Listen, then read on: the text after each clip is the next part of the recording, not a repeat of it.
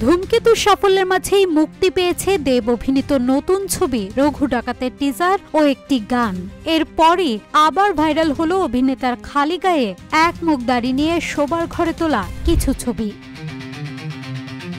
সামাজিক যোগাযোগ মাধ্যমে ছড়িয়ে পড়া ছবিগুলোতে দেখা যাচ্ছে হাতে শুধু ঘড়ি পরে বিছানায় শুয়ে আছেন দেব। ক্যামেরার দিকে গভীর দৃষ্টিতে তাকানো সেই লুক দেখে নারী ভক্তদের উচ্ছ্বাস এখন তুঙ্গে। অনেকে লিখেছেন টেম্পারেচার বেড়ে গেল, সো হট। কেউ লিখেছেন বাবার বয়সী একজনের প্রেমে পড়েছি। রঘু ডাকাতের শুটিং চলাকালে দীর্ঘদিন এই লুকেই দেখা গিয়েছিল দেবকে। যদিও ধূমকেতু প্রচারের জন্য তিনি ছিলেন ক্লিন শেভে, তবে নতুন ছবিগুলোর মাধ্যমে ফের সেই ডাকাতি লুককে জীবন্ত করলেন নায়ক দেব। RICL TMX, যুগের পর যুগ স্থাপনা থাকে মজবুত।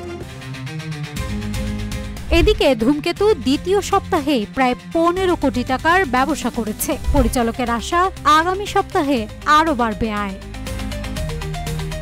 তবে সিনেমার সাফল্যের পাশাপাশি দেব শুভশ্রীর সম্পর্ক নিয়েও চলছে নানা আলোচনা সমালোচনা। সম্প্রতি এক সাক্ষাৎকারে দেব মন্তব্য করেন, 2025 সালে দাঁড়িয়ে হয়তো শুভশ্রীকে ধূমকেতুতে নিতাম না। মা হওয়ার পর তার ইনোসেন্ট ভাবটা হারিয়ে গেছে। দেবের এই কটাক্ষের জবাবও দিয়েছেন শুভশ্রী। ফলে জুটিকে ঘিরে নতুন করে চর্চা শুরু হয়েছে টালিপাড়ায়।